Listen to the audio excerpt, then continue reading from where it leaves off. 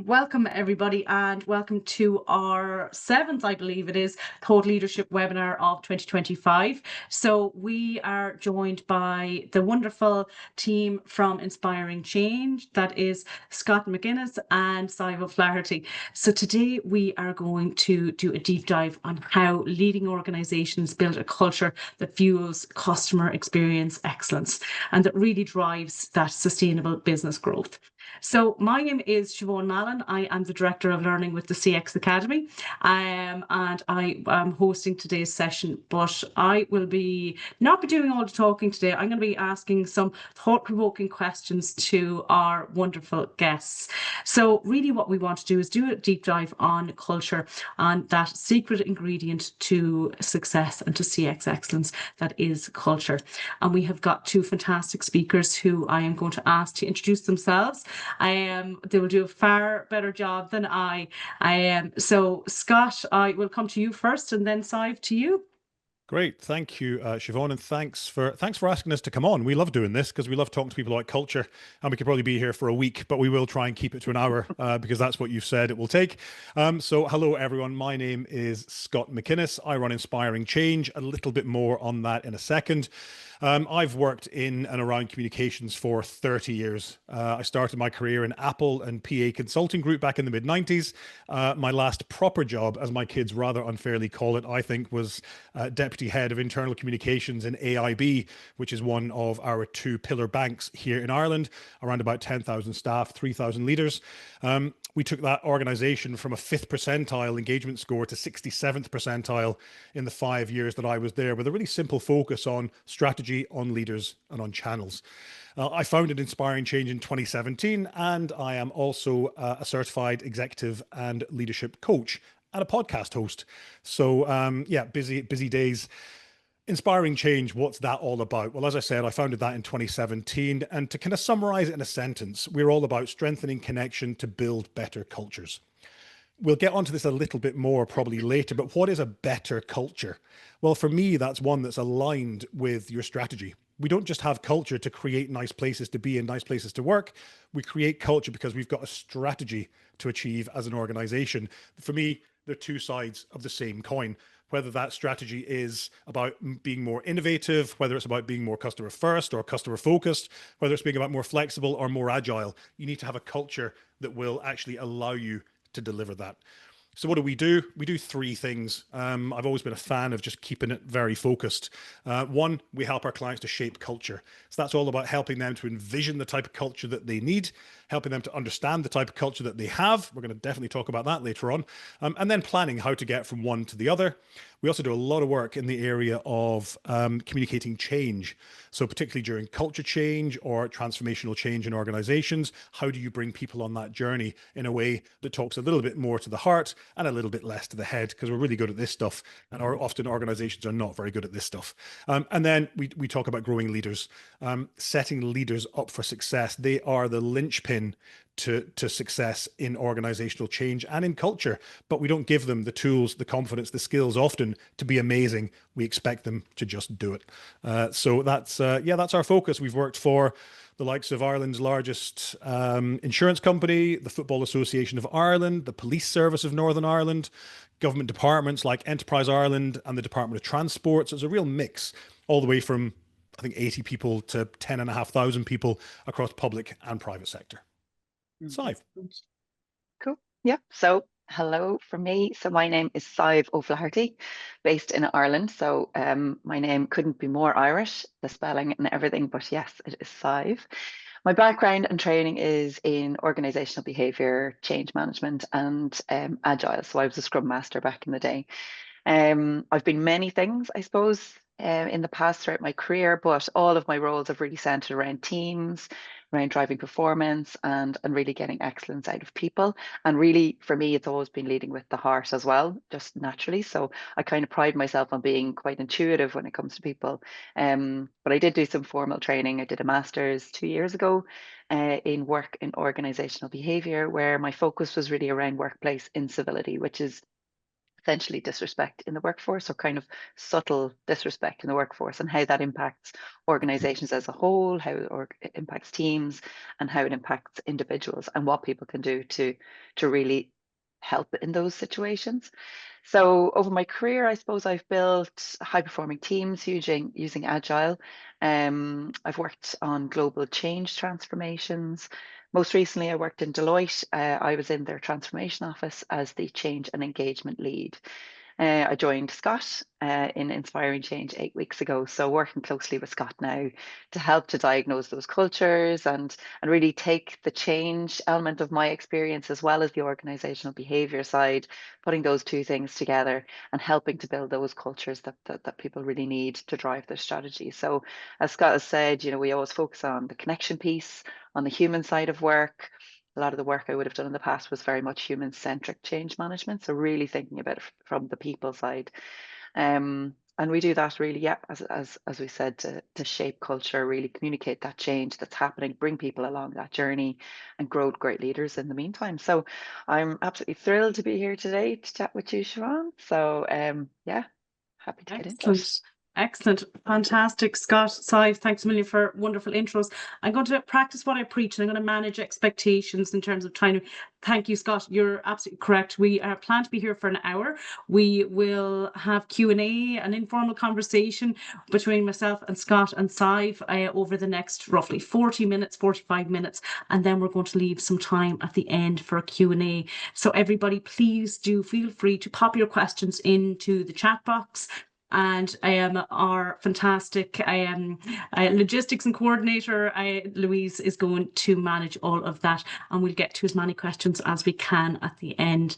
But I'm really excited to have you both on the, I was going to say podcast, but it's not a podcast, it's a webinar. Scott was filling us in on his podcast with 134 episodes in his back catalogue, and I'm hoping you'll tell us more about that later, Scott.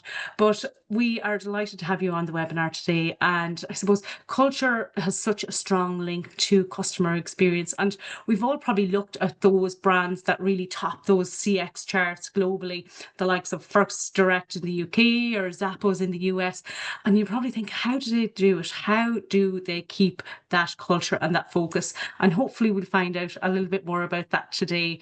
But let's start with the basics. And, we probably all have our own ideas about what we mean by culture.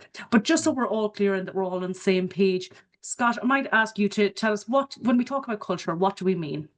Yeah, well, I think, you know what, Siobhan, you're absolutely spot on. If we asked everybody on this call, we would get probably 133 different answers to what is culture. And if those people went on and asked the same question of their senior teams, we'd have 1,000 answers. So for me, if you think about it from a textbook perspective, the shared values, beliefs, norms, and behaviors that define how people think, act, and interact with each other in a company and also with the outside world. And of course, that's very much then talking to the customer experience that then we see when we are interacting with a business or when we are in a shop. There's a definition that I really like, which came from a report that was written in the mid-90s called School Culture Unwired. And it talks very much to the fact that behaviors define culture. And that quote is, the culture of any organization is shaped by the worst behavior the leader is willing to tolerate. So what is it we're willing to walk past? What is it we're willing to just not do anything about? What behaviors are we willing to go, well, you know what, Siobhan, she's a great salesperson. I know she's not very nice to people, but she brings in the numbers every week. Are we willing to tolerate that? If we are truly culture first as an organization, then the answer is no, regardless of how much money Siobhan brings in, because it sets the tone incorrectly. From our perspective, behaviors have to align to customer expectations. They have to align to your customer promise, because what happens is marketing teams are going out and they're positioning organizations out there, and they're positioning what people should expect when they come to interact with that organization. If our culture isn't aligned with that, then there's a mismatch. And when the customer comes in to the store, when the customer comes into the call center or wherever it might be, then they don't get the service that they are expecting. And there's a misalignment there, and that's a problem. it all boils down to behaviors. It's the tiniest little things. It's, I was in the supermarket yesterday, and as I'm walking along, there was a lady in front of me, worked in the shop, filling the shelves. As she's walking along, she bent down and picked up a bit of rubbish that was on the floor, just a sweet wrapper, because she actually cares, because that was a behavior that is just a good it's just a good thing to do.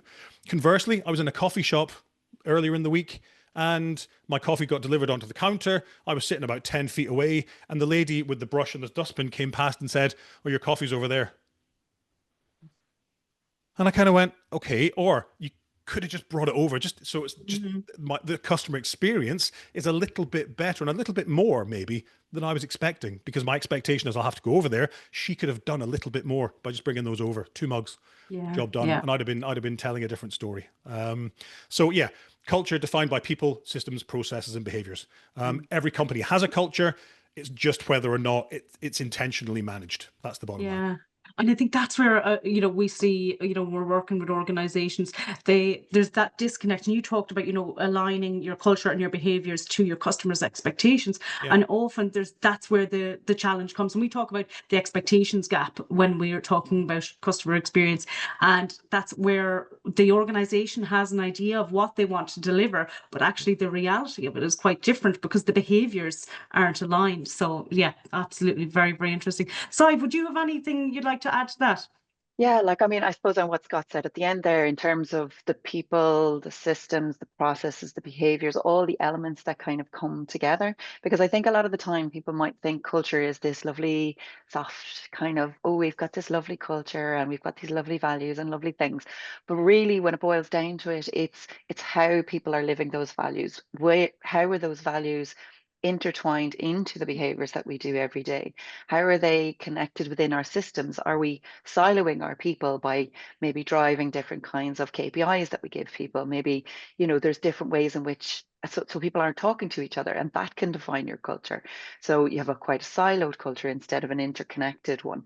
You might have just processes within the business that are changing how, whether, like, if you have a strategy of innovation, that maybe you have processes within that aren't leading to having an innovative culture.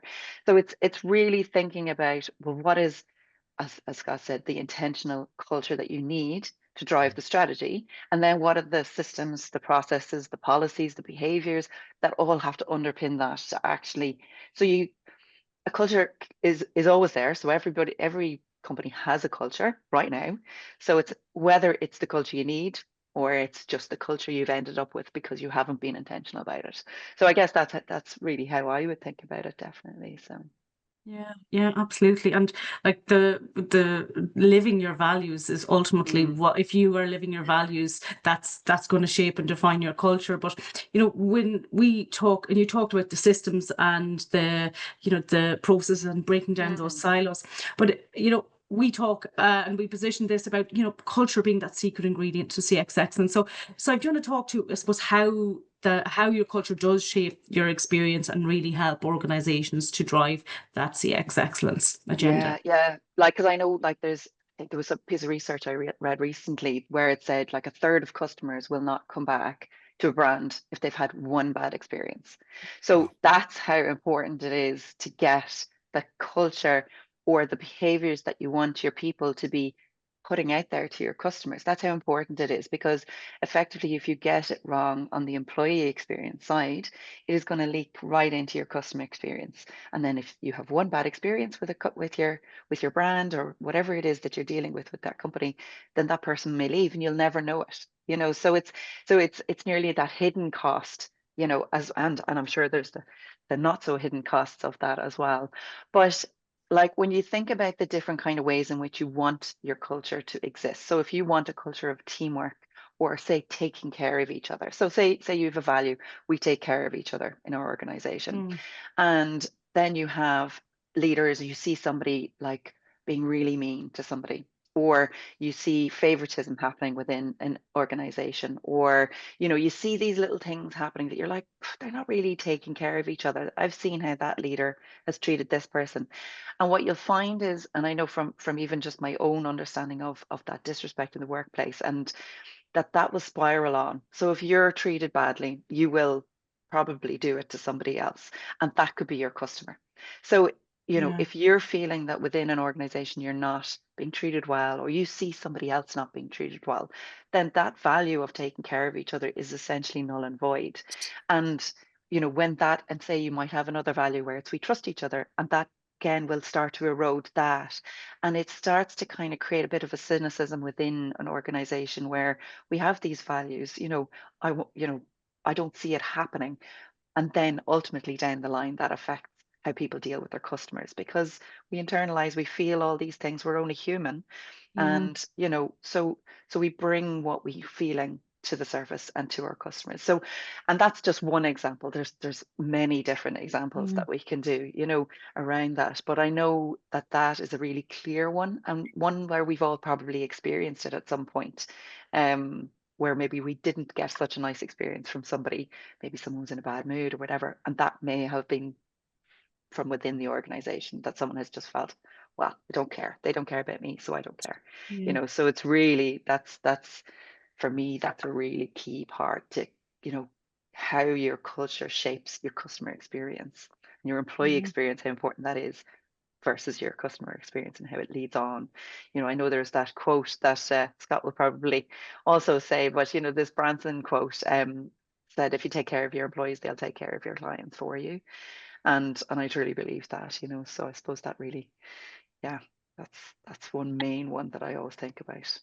Yeah, and that links to, as you were mentioning earlier, Simon, when you're talking about your background, you know, your research around incivility in the Mm, workplace and the impact that has. So I'd love to hear more about that at some point. But you know, and mm, your point around, you know, it's we talk about customer first, and we hear customer mm, first everywhere, but ultimately it's not necessarily about customer first. And to get a really good culture, the employee has to come first, essentially. You have to start from the inside out. Scott, do you want to talk to that a little bit more?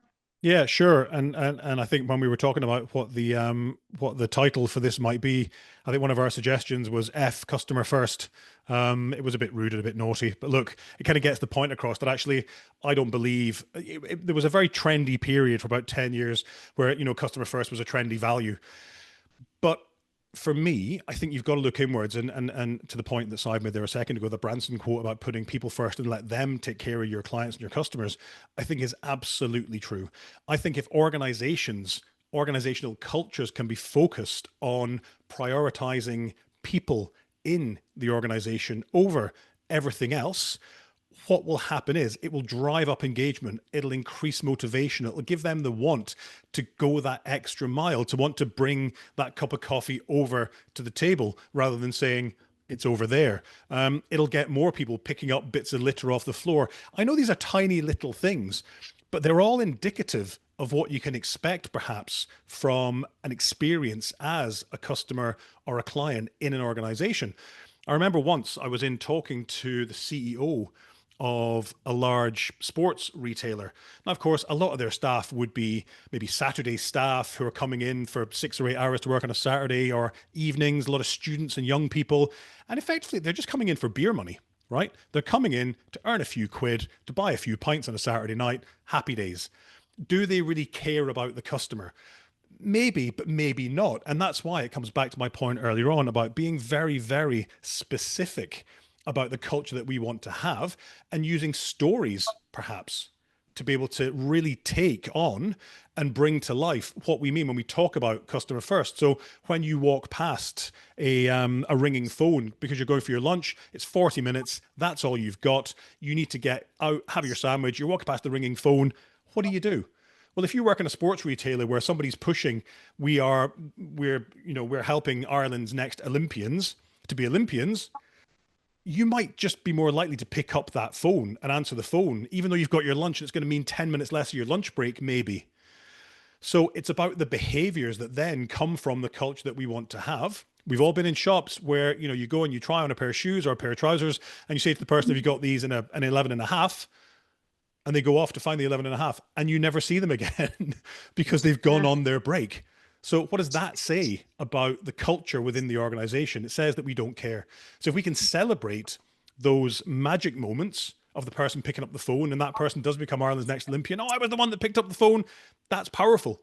And if we can look at those challenging behaviors and hold people to account for them, we start to then work those out of the system. Yeah, yeah, absolutely. And I think when you talk about the internal experience, the impact that, that incivility, if it's there, or of how we treat each other, like that translates directly to the external, to the customer experience externally, because, we can't expect our employees, if they're not having a great experience, to deliver a great experience to our customers. And it does come down to those little things that you talked about, Scott, like picking up the piece of rubbish off the floor, or dropping your coffee over to you, or picking up the phone, when you might be on your way out the door. It's those little things that actually, and that has to come from the top ultimately. All of our behavior, we're creatures of habit. We observe and we take that on. But so there's just a bit of background noise. I think it's there. Michael needs to mute. He just joined. Okay, it's me. I think it's Michael, Siobhan, that needs to mute. Yeah, Michael, if you can hear us, or Louise, if you can mute Michael there, that would be great. But I suppose what the challenge for a lot of organizations is in delivering what they say they want to do, and saying these are our values, these are the behaviors that support that.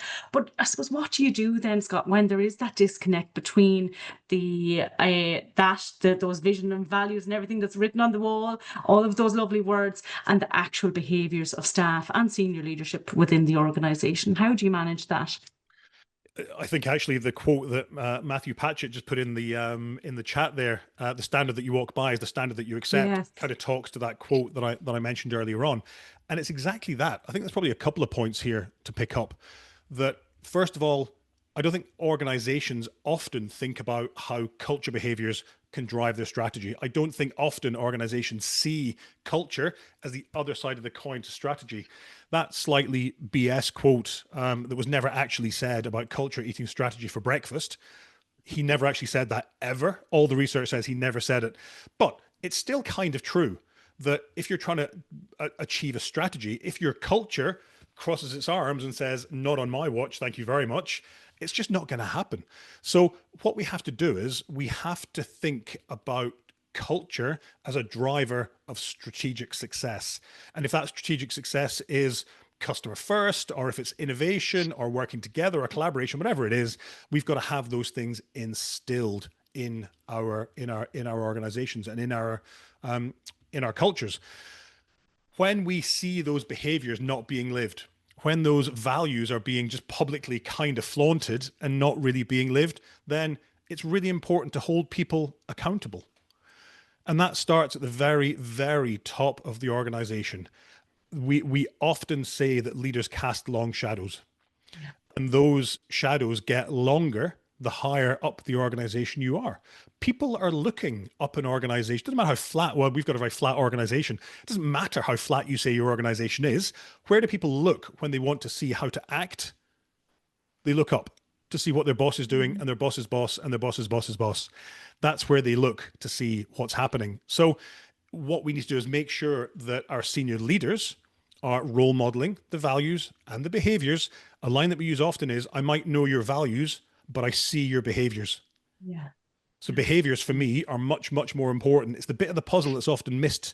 We've done our values, but actually the underpinning behaviors about what they mean aren't there.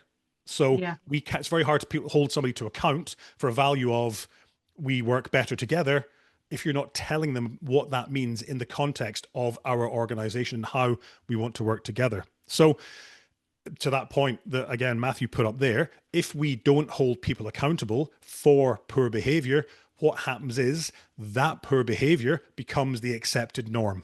That poor behavior becomes the accepted behavior. The behavior that we're willing to walk past is the behavior we're willing to accept. So it's absolutely spot on. Yeah. That kind of makes me think of that quote of, people won't remember what you said, but they'll remember how you made them feel. So it doesn't matter what words are on the wall or what words are said. It's actually the behaviors and actions are what are going to make people feel a certain way, and therefore that is going to have that knock-on impact. So yeah, very, Maya very Angelou, I love that quote. Maya Angelou, yeah, exactly. Thank you. That escaped me. So yeah, and I think that holding to account, Scott, is that something, do you think organizations are good at that? And or is that something that they need to get better at? I don't think they are good at it. And I think the Mm. piece of research that we're just in the process of releasing, actually, and if anybody wants a copy, they can go to inspiringchange.ie/mind the gap. There's a bit of culture research there. We're just releasing at the moment. Leaders don't like having hard conversations. Yeah. People don't like having what we've often termed a difficult conversation, a hard conversation. I think even that needs a bit of a rebrand, because if that was a developmental conversation or a helping you to be your best self conversation, then you know what? People would be all over that like a rash. Well, of course I want to be better. Okay, well, stop speaking to people disrespectfully then. Let's have that conversation. And I think that's really powerful. I don't think it happens enough. I don't think we give our people leaders the confidence, the skills, the tools to have those conversations. And I also don't think that culturally we set a culture where it's okay for me to say that to you, Siobhan, Yeah. that I feel okay saying that, giving you that feedback, that we've got that psychologically safe environment, and that you feel okay accepting that. And actually you see that as, I used to do a lot of work in customer service. Feedback is a gift. Yeah. And if we can see that feedback as a gift, then hopefully that means that we're getting to a better place. Yeah, absolutely.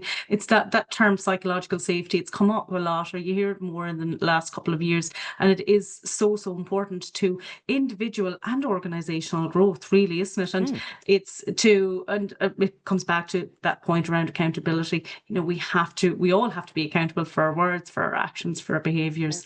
I am, Yeah, but and it's actually with the accountability piece, just to jump in on that, because I know when, like, if you feel if your culture is in a really strong place where people are all quite aligned and we understand the behaviors that we want to drive our strategy, what you'll find is people will hold each other accountable to the values because they'll care about those values and they'll be, and it won't be as hard a conversation because it's so ingrained within a culture. Maybe it's your performance management is linked to your values, or you might have a recognition program within your organization that's linked to your values. So everybody understands the values, they're very much part and parcel of the fabric. And then everybody is an advocate for that culture because they want to keep it. They want to, it really becomes an important part of why they work in that organization. And if you get to a point where it's like that, you can just imagine what the customer experience is going to be like dealing with people who work in an organization like that, where they feel very happy to speak whatever it is that they're thinking, to challenge something maybe, to really have honest conversations. So, and like there's so much research out there that says that when you have really good employee experience, that when it leads into a really good customer experience, it ultimately helps with your revenue growth. You'd have less attrition, you have all these things. So when it comes down to the bottom dollar of an organization, you have a very good customer experience, a very good employee experience, but also the business is going to be strong. So it's just linking all those things, and the accountability piece is so important in that, because that's where you want to get your organization to, is where everybody is feeling it, everybody is living it, and everybody is holding each other accountable to it and feels empowered to do so. Yeah, absolutely. And you talked about bringing it back to the bottom line, and obviously return on investment for any, I suppose, strategy to really be taken seriously. You have to be able to demonstrate that. How do you typically see that organizations measure culture, or how can that be done? And whoever wants to take that, I'll pop it out to both of you. Will I go first, Leave that Sive? to you, Scott. Yes, that's definitely your area. So it's interesting that one of the things you said in the open, Siobhan, was that people often see culture as being kind of quite just fluffy and like amorphous, and like it's just yeah, we have a nice culture, but we've no idea what it is or how to measure it. I'm just going to call BS on that one immediately. Culture is absolutely measurable. We measure it. There are plenty of diagnostic tools out there. We used Denison's organizational culture survey, which is 12 indicators that they believe that they've found over the past 30 years, founded in the mid 90s. They've got 12 culture levers that are the 12 things that they believe form strong cultures. And we use their model, and we've used it very successfully and very well with a lot of clients. What we have to do first, because was it Lewis Carroll? Lewis Carroll in Through the Looking Glass, there's a line that goes something like, if you don't know where you're going, all roads will take you there. Yeah. So if you haven't done that pre-work of what's the culture that we think we need in order to deliver our strategy, then it doesn't matter what the research says when you go out to your staff and you want to do a culture survey, because you don't really know where it is you want to go. So if you can have that conversation first around what's the culture that we need, that's a senior leadership team conversation, by the way, because they're the ones that are closest to strategy. Then you measure and you say, great, where are the gaps?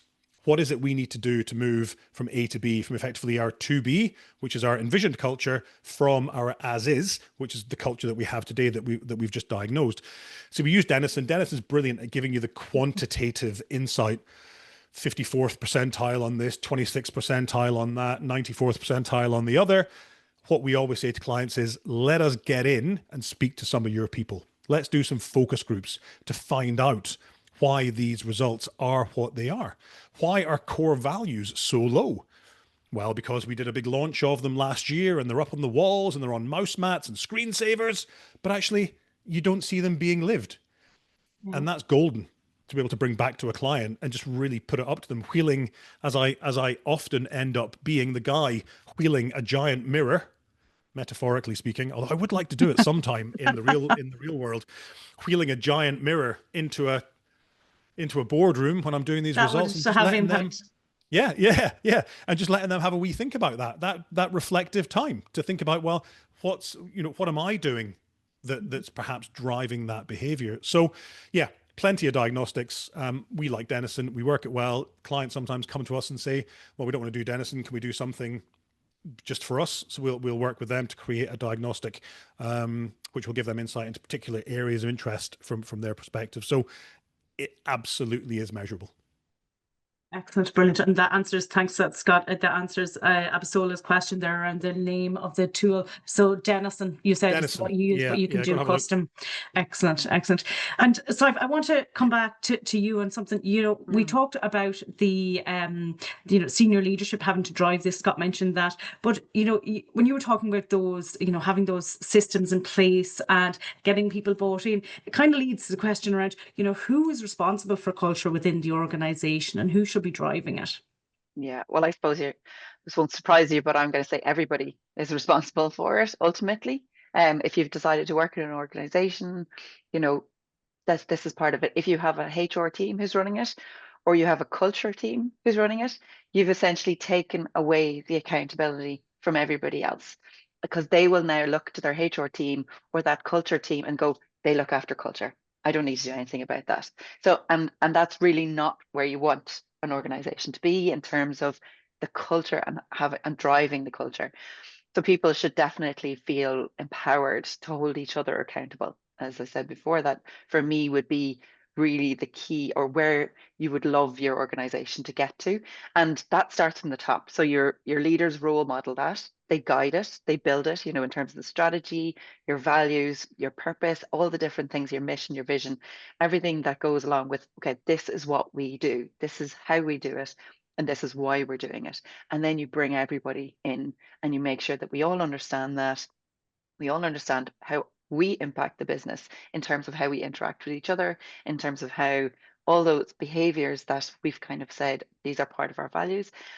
Everybody understands what's expected of them, and then you reward that within the organization. And that's where the role modeling comes from. That's where the leaders come in, and even in terms of, maybe you might have performance management systems. Like if you start doing performance managements that are very individualistic, then you're going to have very individualistic people within an organization. Whereas if you're looking at team-based performance management, outcomes that we all get rewarded or bonus based on our team output rather than our individual output.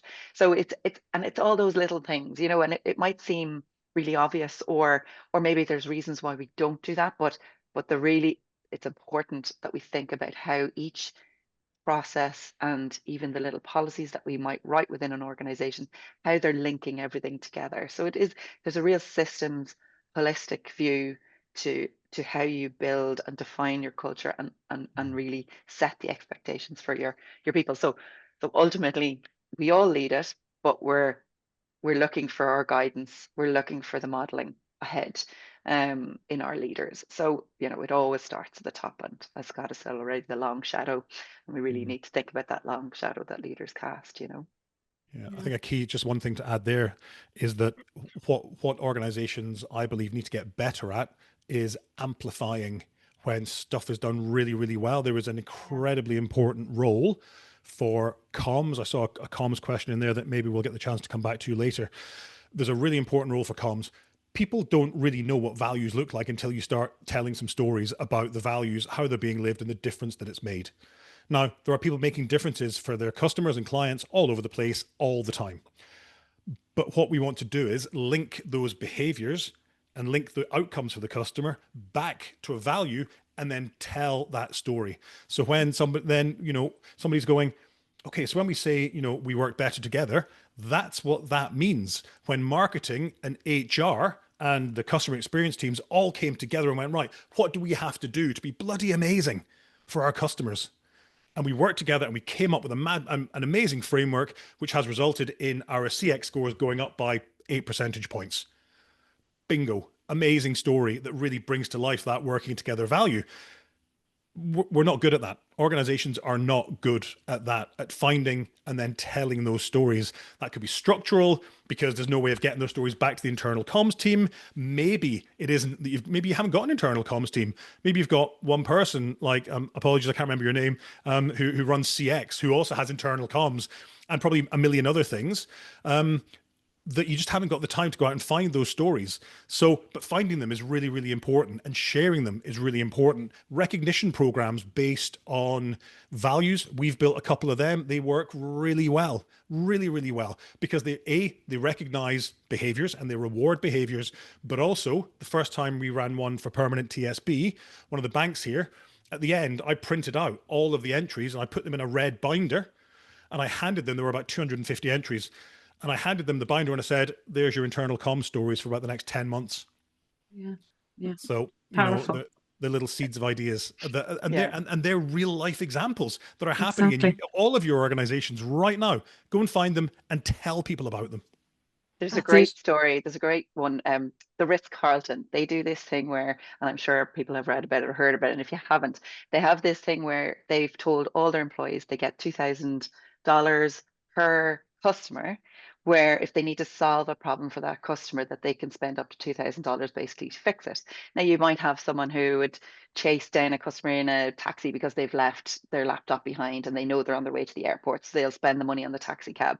But there's a great story of one of the cleaners who found a laptop, knew that the customer had gone to Hawaii, decided to hop in a plane, went to Hawaii with the laptop, and to deliver the laptop back to the customer. Now, what was really good about this story was that the guy who's over Ritz-Carlton who set this policy said that was crazy. Like, that was crazy. But he told a story in it that he wanted to say, it's not that they did something wrong here. There's just a better way to do it. Yes, flying to Hawaii is probably not the best use of that €2,000 thing, So it's, but they weren't reprimanded. They weren't Yeah. told that was a terrible thing. You should never do that. They still wanted to keep that ethos of we allow our staff to look after our customers, but we learn to do it maybe a better way each time. So it's celebrating the failures as well as the Yeah. wins, Yeah. so Totally. and I telling love those that stories. story. Absolutely. And that's down to empowerment as well, Oh, and completely. I'm passionate about empowering not just your frontline staff, your staff across the board. And that comes through storytelling. Like we talk about boundaries within empowerment, and you don't want to set harsh boundaries because you want people to think outside the box. But I think that storytelling is such a powerful way of doing that. And, here are the stories of what people have done in the past. And this is, these are the type of things you can do. But yeah, traveling to Hawaii on it was very, very innovative. Definitely Very thinking out of the outside the box. box. Yeah. So if you go traveling to Hawaii, we need to have a conversation first, okay? Just so you know. Good. So yeah, Ritz-Carlton are one of those organizations that really stand out for us when we think of organizations that have a fantastic customer focused culture, and that program, that initiative in particular But Sive, are there any other organizations that really stand out to you in terms of that focus on culture and a customer success? Yeah, well, I know I read one recent, like I know we have the very obvious ones. I think you mentioned Zappos already and Patagonia, and there's lots of these companies that we look to that we think they've got fantastic cultures. But there's one that actually I read about recently, which I thought was fascinating, mainly because of the difference in how their revenues jumped and how the business actually changed when they changed their focus from customer first to employee first. And there's a company called Ethos Farm. They're actually based in the UK. They're a consultancy company that I think focuses on employee experience, particularly in airports, which is really interesting because that's what they do. But they actually changed their own organization's focus on employee first. And within a year of doing this, they jumped from like 1.5 million revenue to like 11.5 million revenue. Like it was unbelievable. And it just kind of demonstrates that direct link between the employee environment and then the customer facing outcomes. So I think they invested a lot in like employee experience through training, empowerment tools, kind of frontline voice, all that sort of stuff. I know they kind of elevated their employee capabilities and morale, and they created ambassadors. And it was just their people who they used to really build this. And then they enhanced their kind of customer experience through like memorable gestures that would be like the Ritz-Carlton thing, and consistent service. So everybody understood what they were doing from a customer service perspective. So it's just really interesting to see a company that it's very clear from a numbers perspective Yes. how important it is to focus on this stuff that we're talking about, which might feel a little bit ethereal and might feel a little bit, but it Yes. isn't. It's so concrete in terms of the results that you get from it. But it's hard to do. It's hard to do. It's hard to keep. It really has to be intentional. But I just thought they were great, and I can't remember the name of the lady who was over it, but I was reading lots about her because I was like, God, this is a fascinating woman now. She's really getting it and really Yeah. defining it and understanding it. So it's a good company to look up, And you can Ethos Farm. really see that impact on the bottom line. Ethos Mm. Farm, sorry, Sive, you said, is that it? Yeah, Because I yeah, think yeah. Good in one to look up. Yeah. absolutely, we're always looking for new case studies that, and that we can, and for the people attending this, that they're looking for inspiration, and often showing organizations who have done it and done it successfully can help you to Yeah, build that case. exactly. Brilliant. I can see we've lots of questions coming in there, but before we get to our Q&A, I want to put to both of you one final question, and that is, what are the 2 to 3 key tips or takeaways that you can give to everybody on this call that will help them to really create that culture that supports CX excellence? So, Scott, I might come to you first on that one. Okay, so I was listening to a podcast earlier in the week, and one of the guests said, successful cultures happen by design, not by chance. And I couldn't agree more with that about how can we be more intentional. Organizations need to define their culture, being really clear and intentional about the culture they need to deliver the strategy that they have. I think key part of that is understanding your people, understanding their real experiences on the ground. So running things like a culture diagnostic, workshops, running learning circles, whatever it might be, to try and get insight is really, really important. But ultimately, it's about the senior team right at the top of the organization setting that cultural vision for the organization. So that would be some of my thoughts. Mhm. Brilliant. Excellent. Sive, what about you? Your key tips or takeaways? Yeah, I suppose for me it would be, well, once you've done that and you've done what say Scott has said there, is really embedding those values into the moments, into everyday moments in the business. So thinking about your recognition program, your performance management reviews, how they're done, celebrating the links between your value-led behavior and how that has that customer impact, and doing that through storytelling and showcasing the good, the bad, the ugly, whatever it is that has happened in the organization, but really focusing on what you've learned as a result that has made the business stronger. And ultimately holding people accountable and empowering your people to hold each other accountable to those values. And they'd be the key things for me, definitely. Excellent, brilliant. Thanks a million for that, Sive and Scott. There's some really good learnings there. And for everyone on the call, we will be sharing this recording and a little tip sheet for you afterwards that will incorporate all of that. But we, like I said, we have lots of questions there. So Louise, might come to you. Is there any questions jumping out there? Can you see any themes that you'd like to bring to Scott or to Sive? Yeah, so Shad asks, in your experience, what's the most effective way to secure top leadership buy-in to treating culture as the critical driver on performance rather than as something secondary or something soft? Okay, so I'm gonna cut to Hollywood for this one. Show me the money. Yeah. Show me the money. Because if your senior leaders, if what they care about is the difference it will make in the business, then you lead with that. You lead with the stats around revenue growth. You lead with case studies like the one that Sive touched on earlier on. You lead with the fact that if we can put our people first, it will make a financial difference in our organization. There is plenty of research out there to support that. Excellent, I excellent. would completely agree with that. Bring case studies, show the numbers, get the data that will back it up, So even within an organization, what's your attrition rate? But what is that attrition within your organization? Is it your top talent? Is it an okay attrition rate? Are you losing maybe the right people because of your culture right, and you're losing people who maybe aren't aligned to your culture? So it's really thinking about all the data that backs up that why you would focus on culture. Yeah. And if that doesn't work, change the top team. But it's that old cliche. It's as you say, show me the money. It's show me the impact on the bottom line. What is this going to mean to the business?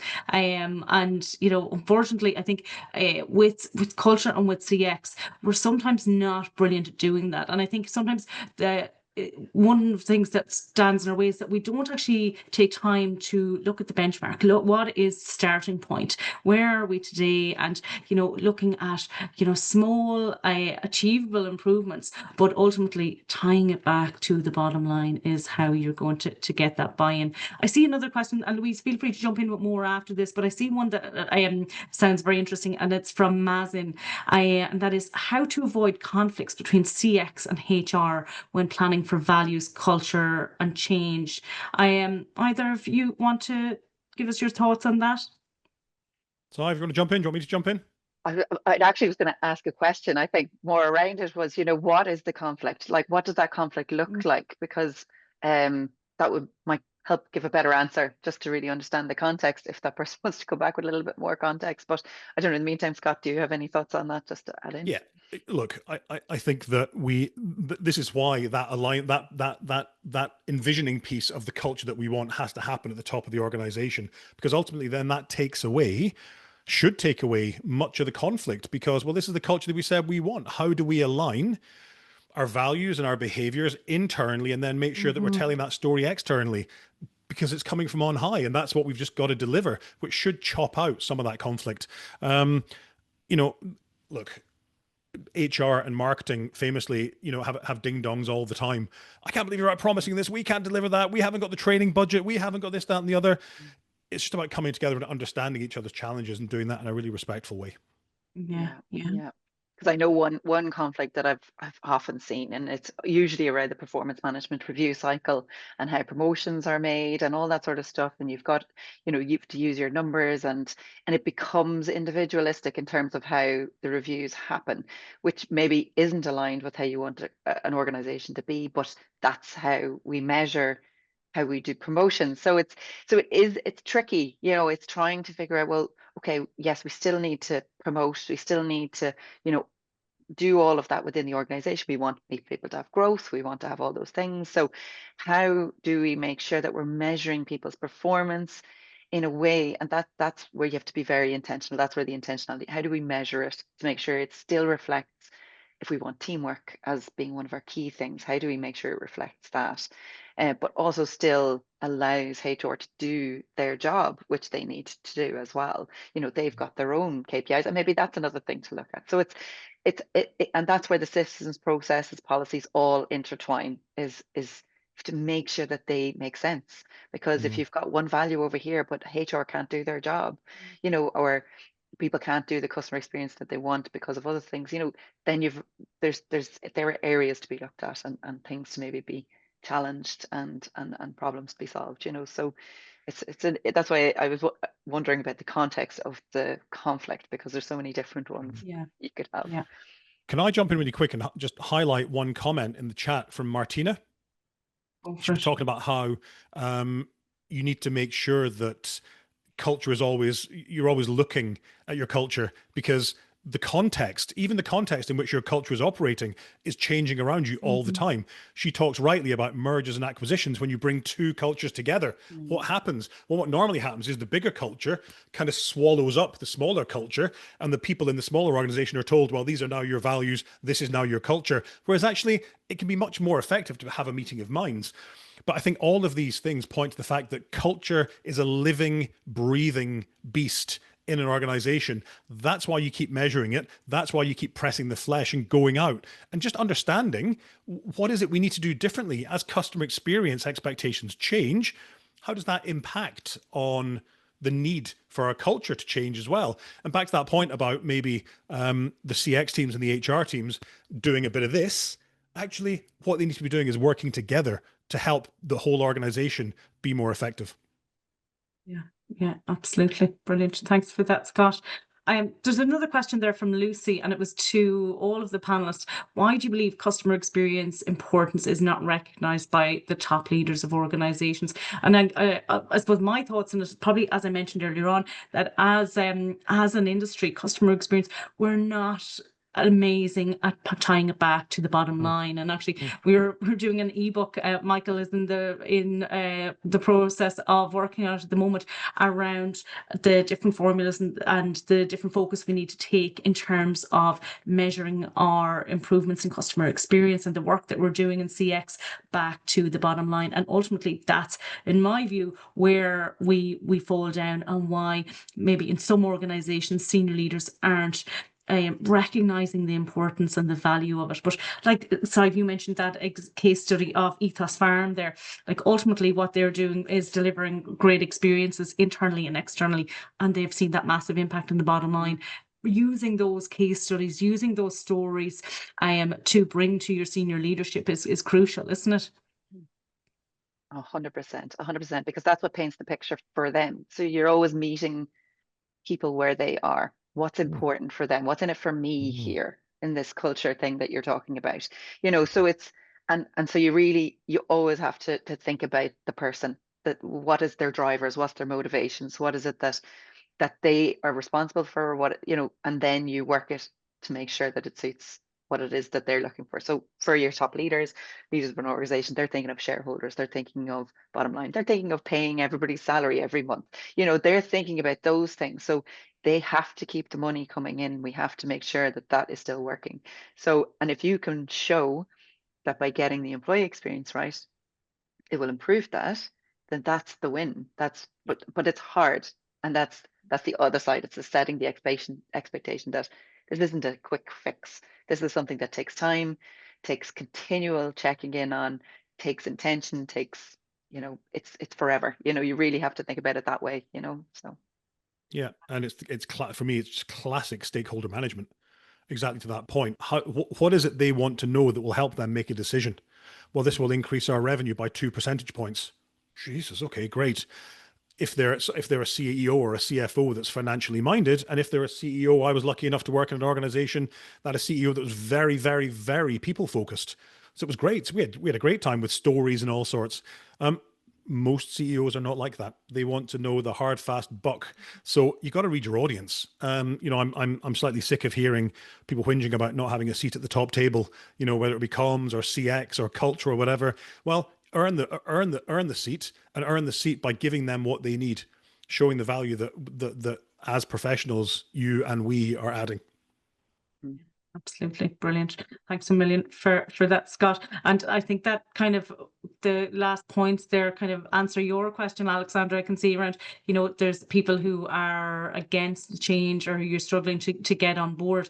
It's about talking their language, understanding what their challenges are, and talking about how it's going to to address their agenda, whether that's increasing revenues or whatever that might be. And I'm just conscious of time, guys.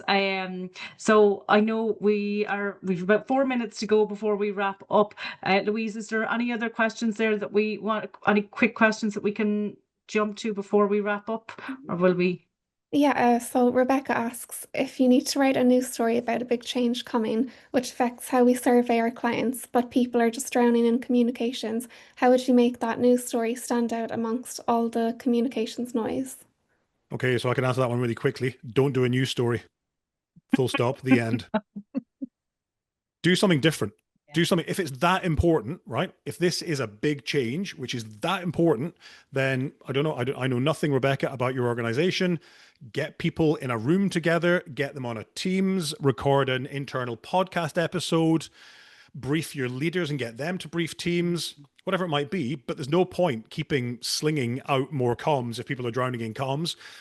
We have to think more creatively about how we do that. So yeah, my advice would be don't make that, the news story is not going to stand out. So don't do another news story, do something different.